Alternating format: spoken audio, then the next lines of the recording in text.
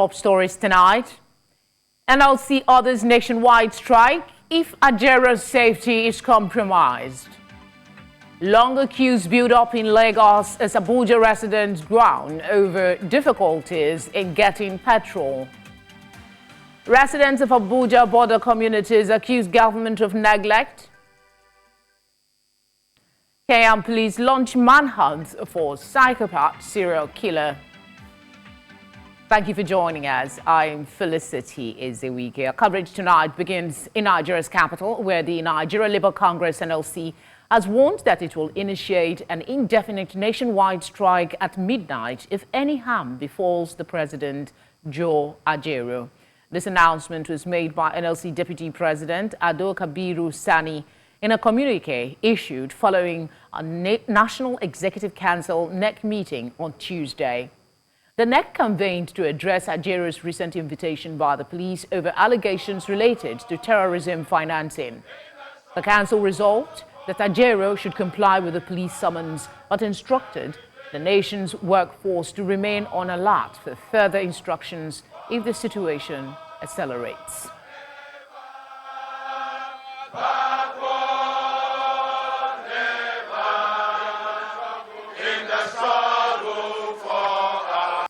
We agreed that we abide by the rule of law and due process.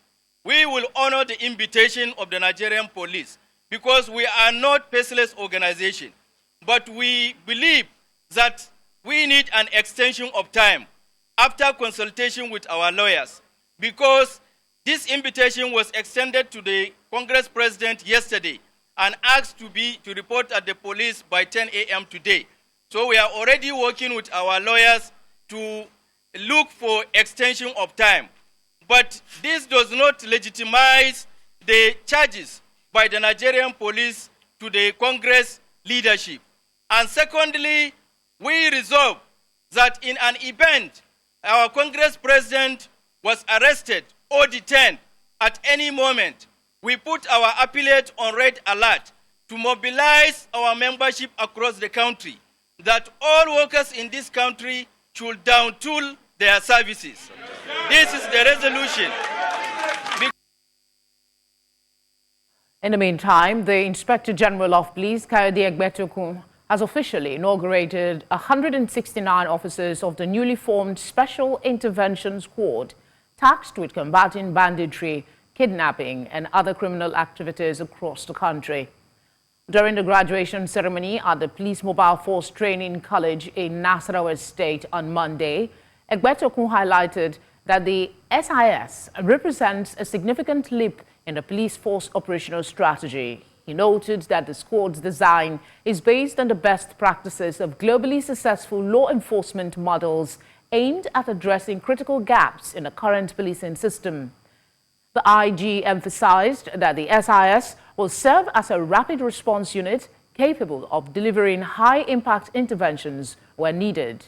He urged the graduating officers to confront every challenge with determination, integrity, and a strong commitment to maintaining the highest standards of professional conduct.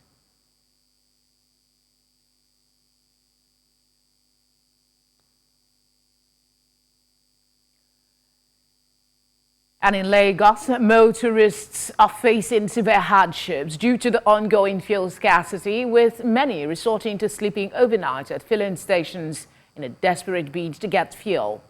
Although the Nigerian National Petroleum Company Limited, NNPCL, had said the shortages were caused by distribution challenges, it did not specify the cause of the current spike. News Center's correspondent Bettina Uweli reports. The fuel crisis has reached a critical point here in Lagos, with long queues at petrol stations becoming a common sight. Drivers are facing hours of wait time, and some stations have shut down entirely due to lack of supply.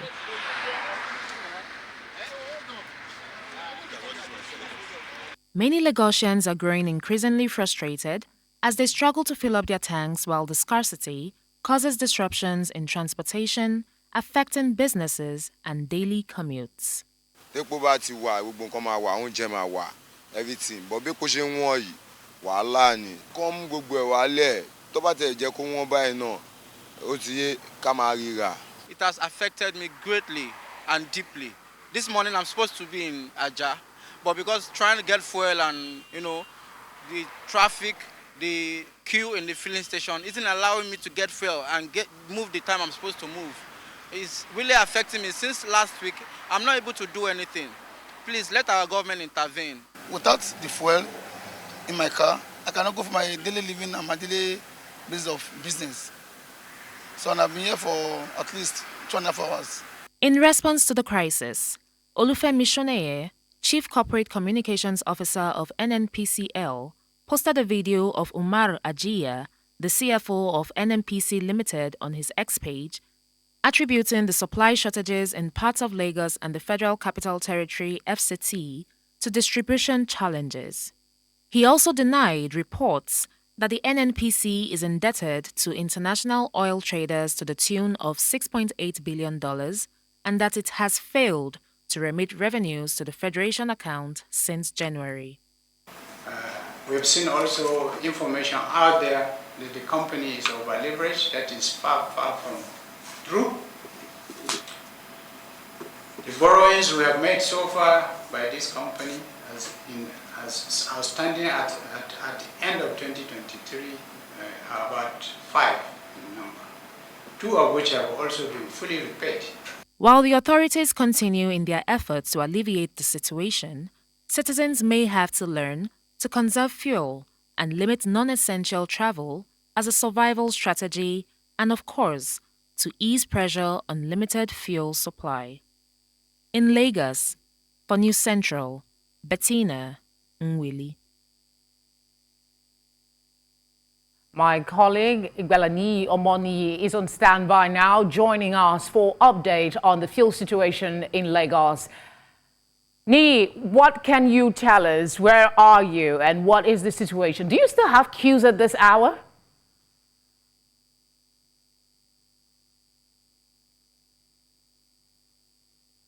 Felicity, good evening. Yes, good to have you. Thank you for having me. I'll just let you start with a view of what we can see here. So if we are tuning about 4 to 5 minutes earlier, that was when they stopped selling fuel here to motorists. We are currently at Mobolaji Bank, Anthony Way.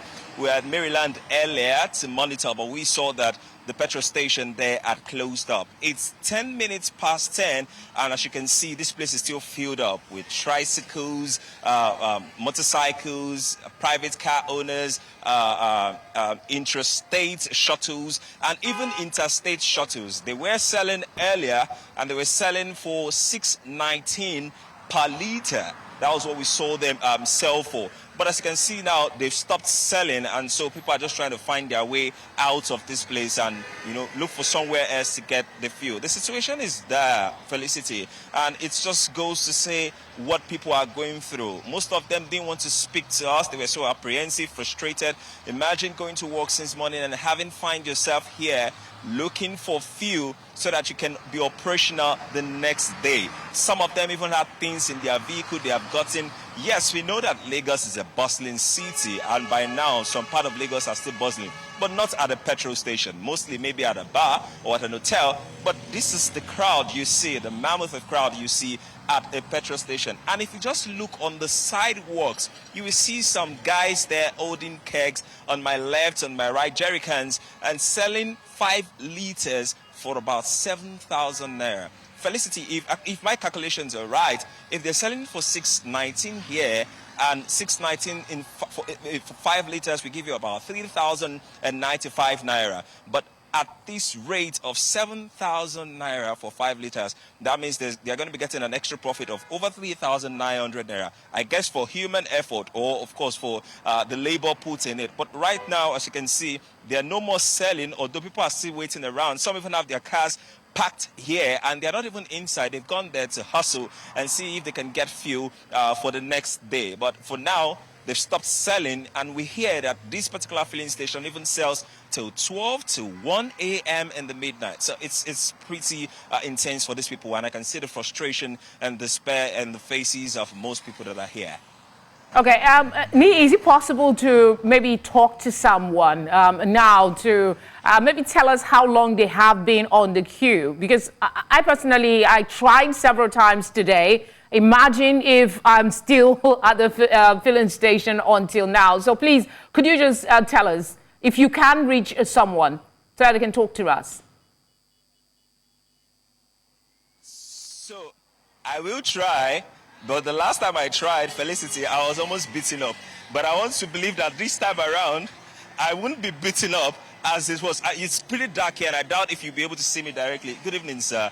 I know you can't see the camera just there, but I just want to know. You can't see his face because it's quite dark here, so I'll just let you get his response on camera. How long have you been on this queue, and how are you feeling right now? I've been years, almost up to 3 hours now. 3 hours? Yes. And they said that they're not going to say now until we wait till... How are you feeling right now? I'm feeling so sad because we don't believe this. We don't believe it anymore. Can it happen like this? But well, there's nothing you can be able to do. You need to be face it. Felicity, you heard it, and this is just, thank God, the very one of the few many that are ready to even speak to us. The situation here is very, very dire. People are angry, they are frustrated. Right now, they are not even ready to speak to us. They just want to get fuel. And now that the fuel station has said they are no more selling, as you can see, no vehicle on the pump area, and they've stopped selling. But these people are still hanging around to see if they will change their mind, because naturally they sell till around 1 a.m. in the midnight.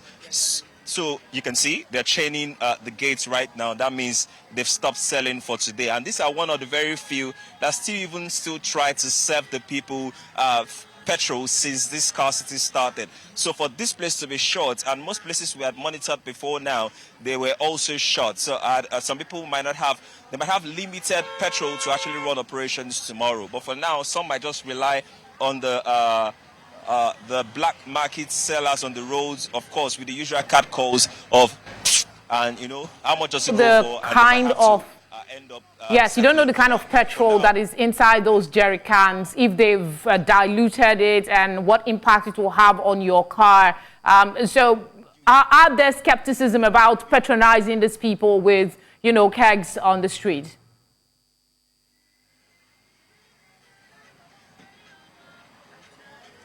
Well, I'll start by saying this, Felicity. It's what you have that you can even verify to say, oh, is this good enough or is this not good enough? What is important right now is people want to put petrol in their vehicles to enable them move. And that's the basis right now. So they don't care if they don't know. They can't even open the jerry can to smell if what is exactly there is even petrol in the first place.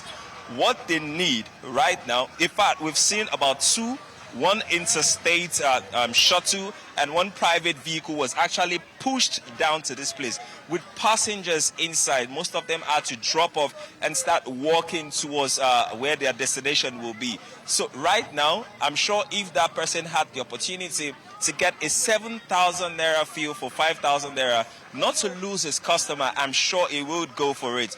But for now, there's no way to verify if what they're selling in the jerry cans. And let me give you another view. Let me give you a view again of how they're standing on the road, so that we can see what they're saying and what they are doing. And you can see people. You can see them there with their kegs. I asked them, I was like, how much have you sold so far? How long have you been here? Some of them have been there for 3 hours, 2 hours, and they've been only able to sell just 1 jerry can or 2 jerry cans. So it's a hustle also for them. But they are willing to go through the mine, they are willing to go through the tussle, of course, to get 3,000 naira extra for their efforts. Nee, thank you for speaking with us, and please do get home safe.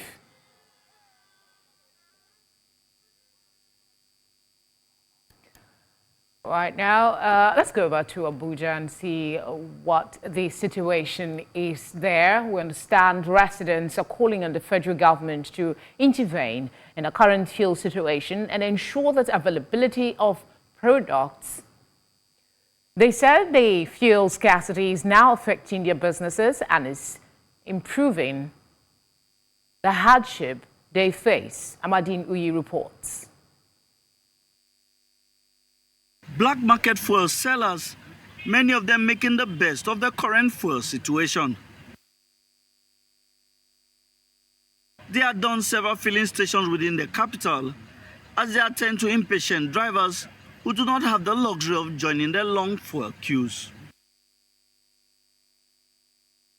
Some of the motorists express their displeasure over the inability of government to make petrol available and reduce the queues. I have been in this filling station for the past 3 hours, queuing behind vehicle behind me. And up to now, I've just stepped in, but I've not gotten fuel.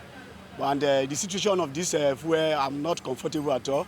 But I don't know what's really causing the fuel scarcity, because to me, the fuel is already expensive, but we are still seeing scarcities everywhere. About the fuel, it's very critical because when they grow up, it has never happened like this. Because during Obasanjo / Jonathan PDP, when they do subsidy, fuel will be much and be available for people to buy. But this one, since where APC do subsidy, there's nothing like say fuel will be available and it's very high cost. I'm not expecting this anymore anyway, so I don't know why we are getting to this again. So I thought everything is over, that we can have normal, going to gas station, get your gas and just out. While some blame government's regulating agencies for failing in their responsibilities to checkmate the situation, others say the situation is now affecting their businesses. They are not doing their work, especially concerning the fuel, because they're supposed to be going around and checking the price of fuel everywhere, because the fuel is coming from government, just like dollars. That if I'm trying to go and buy some goods, the fuel that the money I spent to buy the fuel is very high cost. And when I come to buy the product, even when I bring the product to my shop, apparently I'll add money for the product. So if not, I'll not get anything. So that is the really a factor that is affecting my business. Our appeal to the federal government is to do the needful because people are angry. If they say they should not protest, I don't want somebody to protest when somebody is angry, cannot eat food. I bought fuel 10 times yesterday. Now, money is in my pocket and it's not to 10 times naira. And I have a family at home, I have to feed them.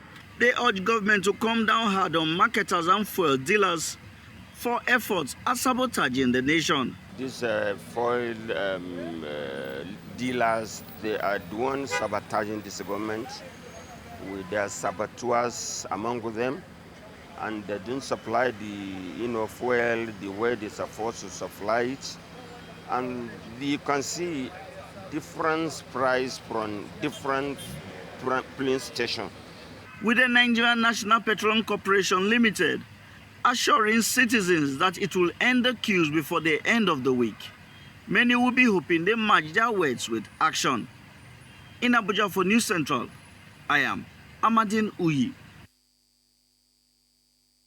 Thank you, Amadine. Let's circle back a bit to our earlier story on the inauguration of the SIS, that's the Special Intervention Squad by the Inspector General of Police. To help us make better sense of this, we're joined by security analyst Saludin Hashimu. Thank you very much for joining us.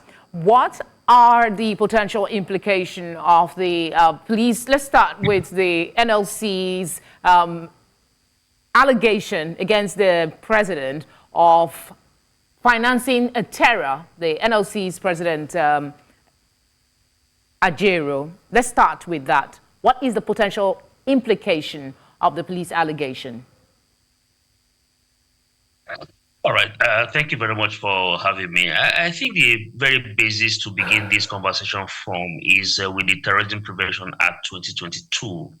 That particular piece of legislation, we have raised a lot of concern about the inability of that concern to be able to drive in the expected response that we require to be able to either deter, prevent, or contain terrorism.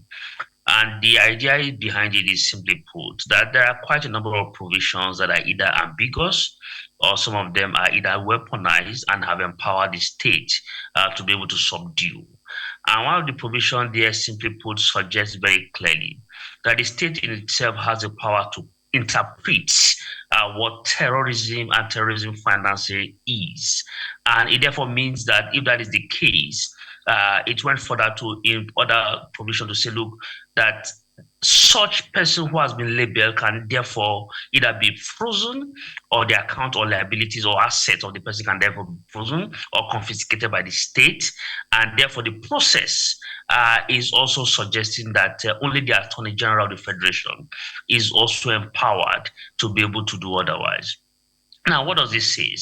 What it tells us very clearly is that there are quite a number of impunity that will be coming into that particular interpretation. And the second thing, simply put, is that when you have discretionary power for the state to exercise capability and the capacity of the state to complete, then you begin to have some level of undue assault. Terrorism Prevention Act requires some level of immediate review for purposes of meeting modern and contemporary response to the terrorism that we actually seem to be fighting. What was your quick thoughts on the inauguration of the Special Interventions Squad by the IGP today? Ceremonial, cosmetic, and these are some of the things that we see on a regular basis. We saw this kind of cosmetic intervention squad for school protection. We saw similar intervention squad for some other response situations. And again, I think is that response squad has become quite a ceremonial interpretation just to be able to provide credentials for those who are either in office. Sorry to interject. Why do you say cosmetic? Why do you say cosmetic? The IGP seems to have a whole lot of portfolio that he intends for them to accomplish in the fight against insecurity and banditry, kidnapping. So why are you calling it cosmetic? Yeah, I agree with you entirely. I mean, even though the intention seemingly is very correct, but like I said earlier, that when the school safety conversation started, there was this same kind of inauguration. As a matter of fact, I was at the police headquarters the day the response squad for school protection was actually instituted. But you and I also are aware that after that was done, several schools were raided, and there were several students who were taken, several millions of naira were paid in ransom. So what exactly would that suggest? So for me, again, if you do that, what you are simply doing is providing some sort of a mechanical approach to this issue, and you are not really looking at what are the baselines and what are those depths, information or root causes that needed to very strategic intervention and response to this. But the question remains, how do we do this if we do not take this through? And taking this through means that you have to find operational capabilities. The police, just like the army, is also flying chopper, is also flying all manner of hardware as a matter of response to insecurity. But the question remains, what are those internal situation that allows them to be able to sustain those capabilities they are putting on the table? And it is always an issue when it comes to policy conversation that it is always not meeting up with the contemporary needs of the people. What are the contemporary needs? Is that we need to find a way to demobilize some of the men that we have attached to VIPs. Every IGP who has come has raised this issue, that we have attached more personnel to most of the VIPs other than the ungoverned spaces that we have. But that hasn't been done. And once the fiat and of course the directive was given, nobody also responds to it. What exactly do we need? We need to first of all demobilize and reduce the number of personnel and the strength that we have attached to VIPs. A senator has a minimum of 8 to 10 the police indeed does and of course we have a number of them who carry wives and carry bags at airports. These are not what policing should be. Indeed, this has been condemned across board, and the police have severally said that they're working on it. Their work is truly cut out for them, and from what you're saying, They've barely scratched the surface. Thank you for speaking with us. Thank you very much for having me. I want a short break. The news continues right after. Stay with us.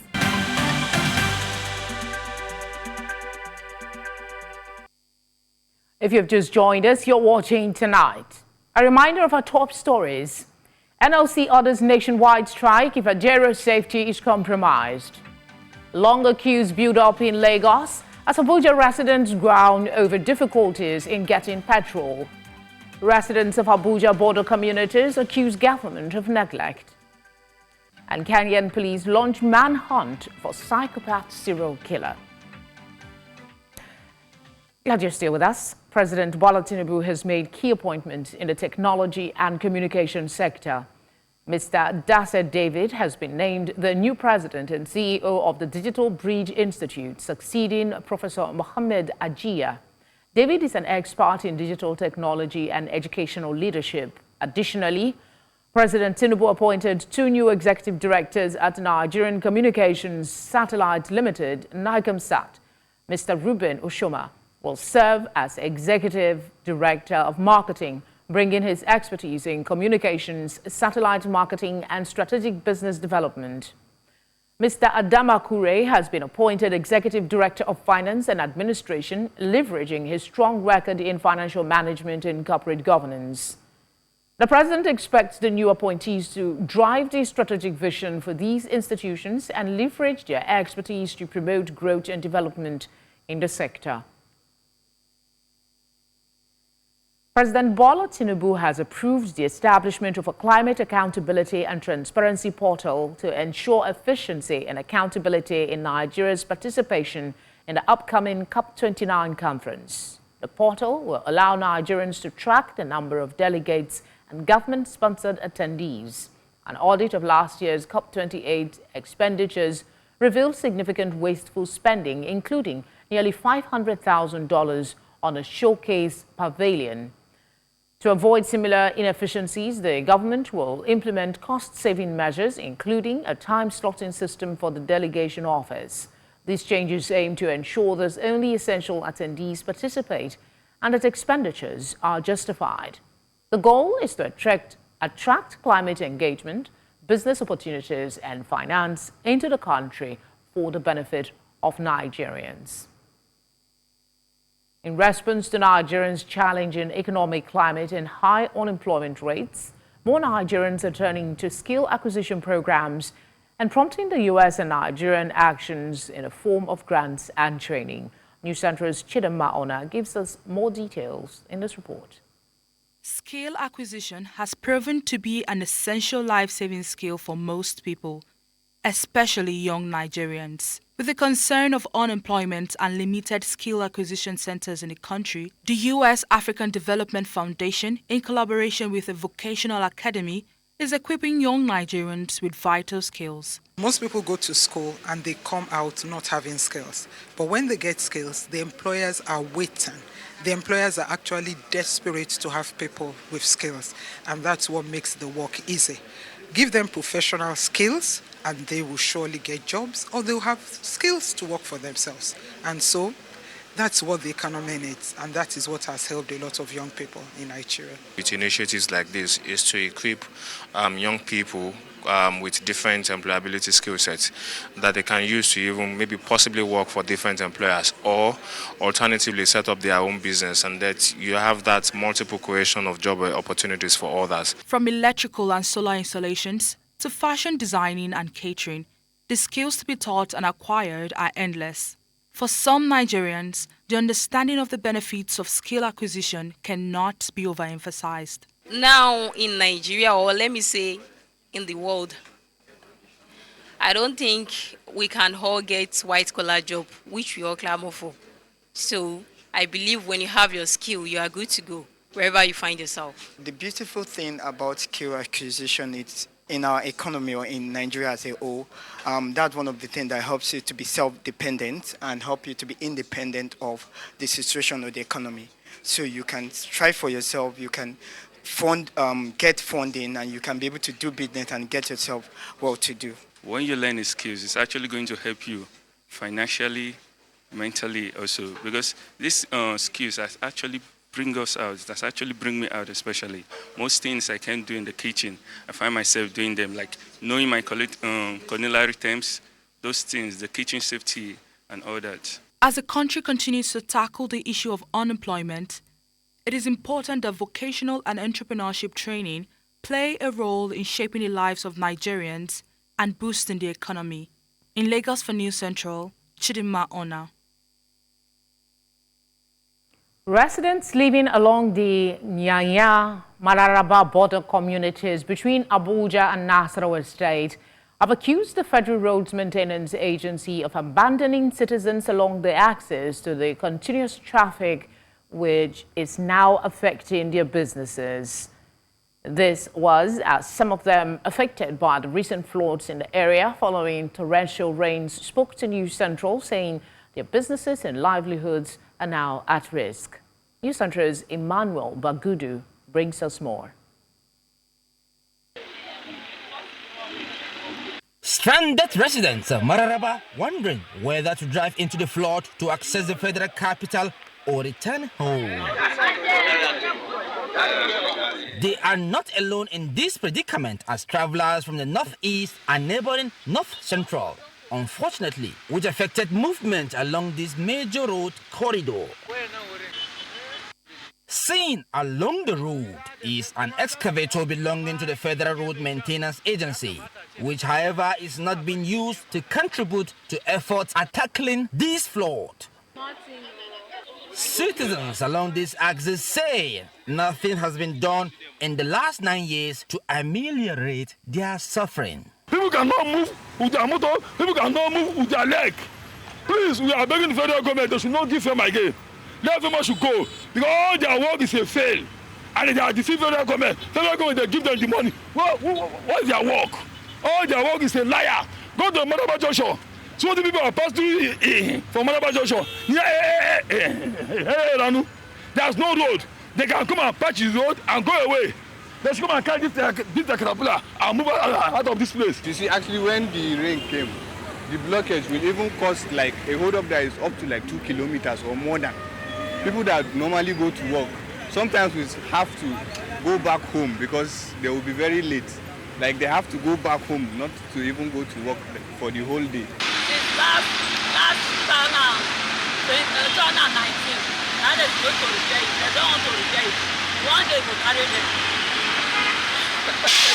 Kowane shekarar tam da in rain season ya dawo muna shan wahala gurin nan wallahi ba kadan ba su agaza mana su taimake mu. They also added that the difficulties on the road is not affecting their businesses and livelihoods. Kwana na hudun nan wallahi naira 1000 ya gagare ni. It links to Abuja, and definitely anybody working from Kefi to Maraba here, his daily means is actually Abuja. Our call is that the government should come and do something properly. They should bring maybe somebody that knows this thing very well, so that maybe the drainage can be expanded, so that it can contain a lot of erosion, so that this thing will not be flooding and covering the road. It's a call for synergy involving the Cairo local government area in Nasarawa State, the Nasarawa State government, and of course the Federal Ministry of Works to take immediate action. Nasarawa State for News Central, I am Emmanuel Bagudu. Still ahead, Kenyan police launch manhunt for psychopath serial killer. We'll tell you more when we come back from this very short break. Do stay with us.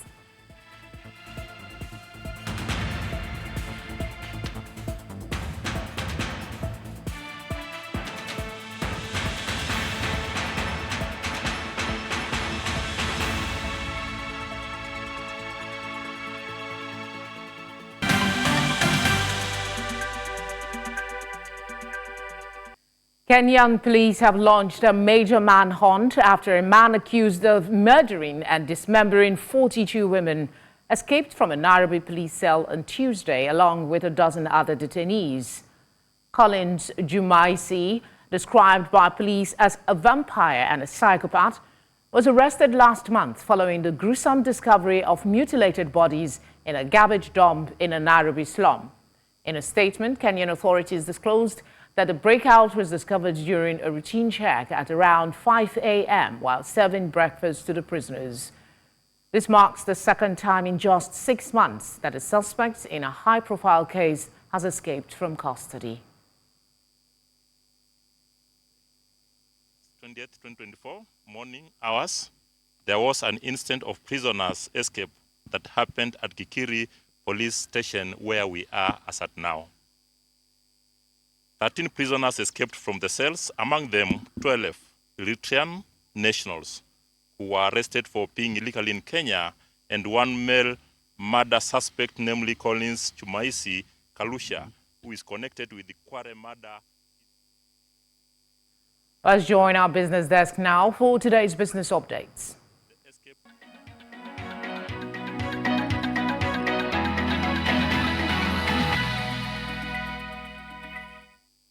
Business news in association with Money Master PSB, the easy way to master your money. The Independent Petroleum Producers Group has cautioned against being compelled to sell crude oil to the Dangote refinery and other local refineries in Nigeria. The IPPG also urged the Nigerian National Petroleum Company Limited to redirect its allocated crude oil volumes to the Dangote refinery and other local refineries to alleviate the ongoing crude supply shortage, which is affecting the availability of petroleum products across various regions of Nigeria. In a letter dated August 16, 2024, addressed to Benga Komolafe, the chief executive of the Nigerian Upstream Petroleum Regulatory Commission, IPPG chairman Abdulrazak Issa suggested that the NNPC should use its allocated 445,000 barrels per day of crude oil to address the current supply issue. Issa noted that some IPPG members already own or supply crude oil to local refineries, but emphasized that the NNPC is well positioned to address the crude supply shortage faced by local refiners by utilizing its statutory crude allocation to meet domestic consumption needs. The Central Bank of Nigeria has announced that it recorded all-time high remittances in July. The bank said remittance inflow hit $553 million in July, representing 130% increase from the corresponding year.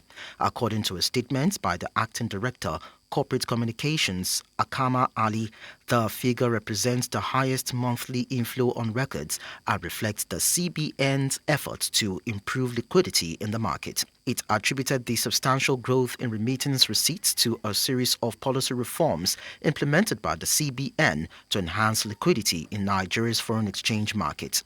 Key measures include the granting of licenses to new international money transfer operators, the introduction of a willing buyer, willing seller model, and improved access to Naira liquidity for IMTOs. In a first for the local financial services sector, South Africa's key financial services institutions, regulatory bodies as well as other authorities have come together to collaborate and construct the SA Market Surveillance Draft Code of Conduct.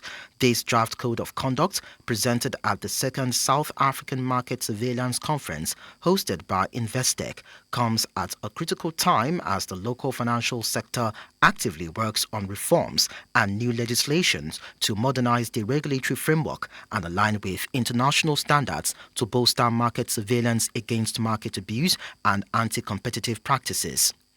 Market surveillance is vital to detect, prevent, and monitor market abuses and any other anti-competitive practice. In an increasingly complex and interconnected global market, market surveillance is not just a regulatory obligation, but according to the handlers, it's a strategic imperative to help stay ahead of emerging risks. Egypt is raising electricity prices by up to 50% under an agreement with the International Monetary Fund. The increased electricity prices will apply to regular electricity consumers from October 1. The increase will range from 14.45% to 50%, according to reports. The latest tariff increase was supposed to take effect in early summer, but was postponed as the country faced a shortage of electricity due to increased demand for indoor cooling. Egypt needs to import about $1.18 billion worth of fuel oil and natural gas to put an end to the constant power outages exacerbated by successive heat waves. The country generates most of its electricity by burning natural gas. And that's all on business news. Many thanks for watching. I am Lekon Onobanjo.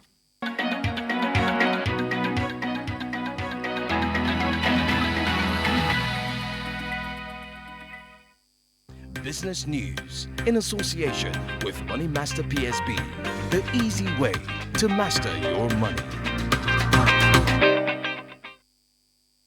Up next is Sports Update.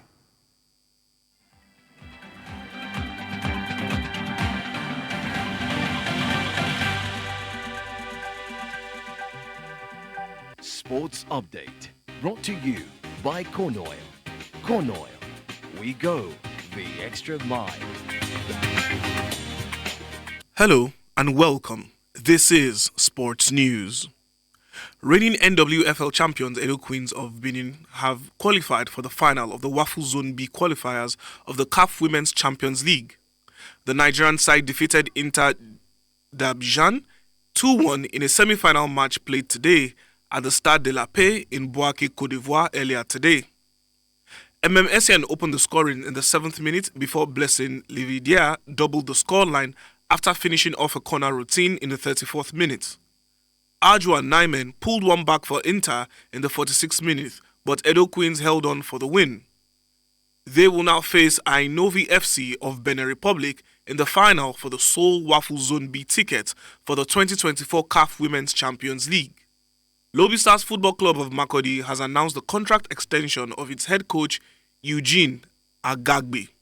His previous contract with the Pride of Benue ended at the end of last season, in which he guided the club to 6th place in the Nigeria Premier Football League. A statement by the club disclosed that Agagbe officially agreed to continue as the club's head coach on a 2-year contract until 2026. The club's vice chairman and CEO, Dominic Iyofa, said the decision to extend his stay at the club aligns with the goals of the club to achieve tremendous heights next season. Nigeria's under-20 women's team, Falconets, will take on Australia and Mexico in test games for their final phase of preparation for the FIFA Under-20 Women's World Cup scheduled to commence in Colombia on August 31st. According to the Nigeria Football Federation, Christopher Danjuma's team will go up against Australia on Friday, August 23rd, and then confront Mexico 3 days later. The Mexicans will be featuring in the FIFA Under-20 Women's World Cup for the 10th time, having missed one previous championship, while Nigeria is one of only 4 countries, the others being USA, Brazil and Germany, to have played in every final tournament since the competition was launched as an Under-19 event in Canada in 2002. With the competition having only this year been upgraded to a 24-nation final, nearly half of the finalists are debutants. The championship is scheduled to run from August 31st to September 22nd, with Nigeria in Group D, with Germany, South Korea and Venezuela for company. Armand Duplantis and Letsile Tebogo headline a raft of Olympic champions who will descend on Lausanne for the first Diamond League meeting since the end of Paris Games.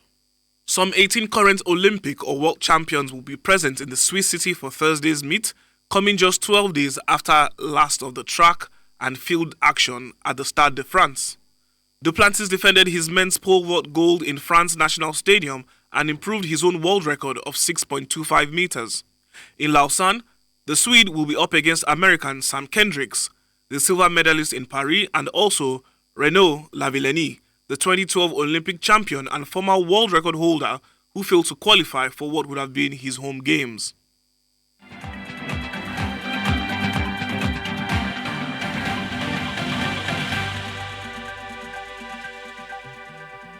Sports Update, brought to you by Corn Oil.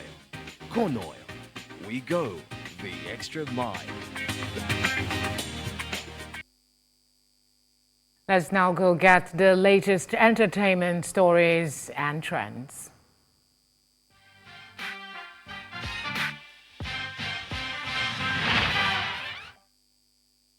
Entertainment news in association with Glow Unlimited. Tonight on Entertainment News, Veteran Nigerian musician Baba Frayo has publicly accused rising artist Nasboy of plagiarizing lyrics from his iconic hit song Dengue Pose in Nasboy's latest track Short Skirt. In a video that has since gone viral on social media, Frayo expressed his deep frustration and disappointment over the situation. He emphasized that the issue of artists using his work without proper acknowledgement has been ongoing, but he is now determined to take action. Frayo specifically pointed out that the phrase Dengue de Dengue Dengue from his original song was used in Nasboy's track without his consent. The veteran artist made it clear that he expects due credit and compensation for his work, stressing that this instance should be the last time anyone uses his lyrics without seeking permission. Frayo's tone in the video reflected his anger and resolve to protect his artistic rights. Speaking in Pidgin, he issued a stern warning to Nasboy, urging him to reach out and make amends before the situation escalates further. Frayo hinted at the possibility of legal action if Nasboy fails to address the issue. Frayo's demand for recognition and compensation is not just about this particular case, but also a call for respect and fairness in the industry.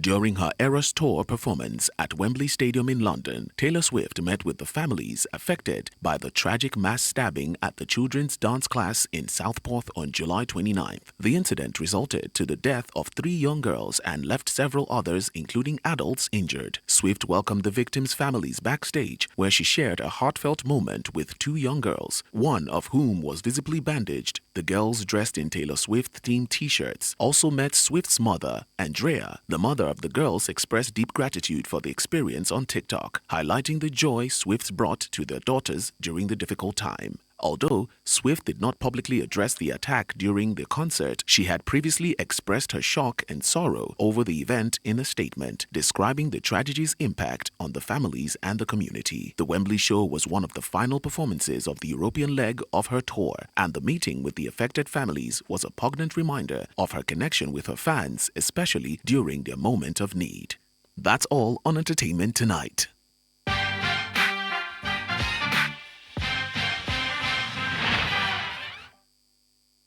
Entertainment news in association with Glow Unlimited.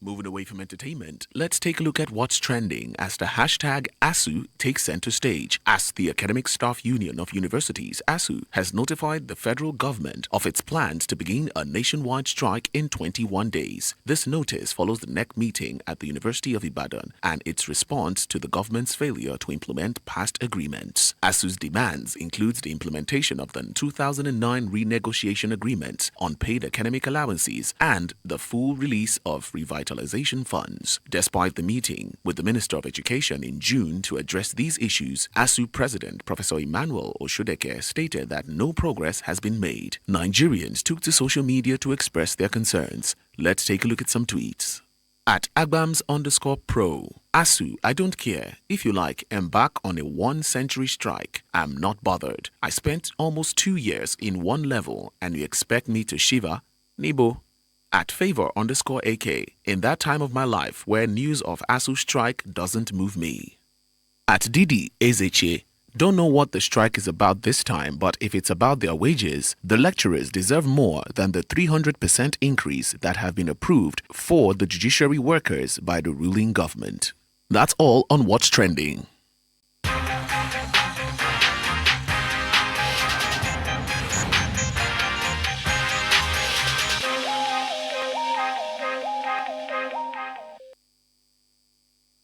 And that's all tonight. But before we go, let's take another look at some of the major stories.